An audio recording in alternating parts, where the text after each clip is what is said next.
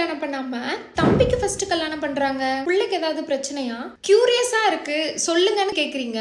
சொல்றேன். நம்மளுடைய தமிழ் கலாச்சார முறைப்படி முதல்ல வீட்டுல இருக்க பெண் பிள்ளைங்களுக்கு கல்யாணம் பண்ணிட்டு அதுக்கப்புறம் தான் வீட்டுல இருக்க ஆண் பிள்ளைங்கள் அண்ணாவோ தம்பியோ கல்யாணம் பண்ணணும்னு சொல்றாங்க. யாரா இருந்தாலுமே இந்த உலகத்துல பிறந்து எல்கேஜில இருந்து இவ்வளவு கஷ்டப்பட்டு படிச்சு வளருது, எண்டுல வந்து நீங்க என்ன கேக்குறீங்கன்னா கல்யாணம் எப்போன்னு கேக்குறீங்க.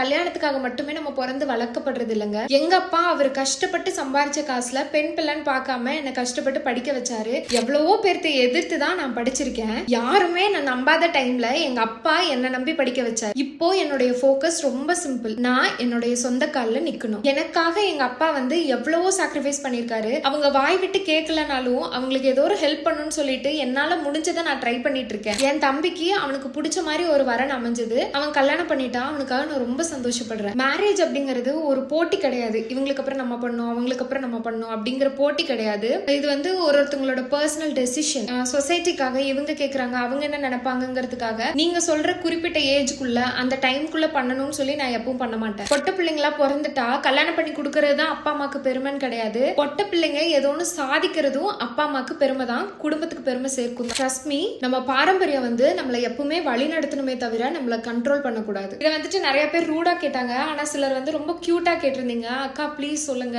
கியூரியஸா இருக்கு அப்படின்லாம் சொல்லி கேட்டிருந்தீங்க. So sweet of you guys, love you all.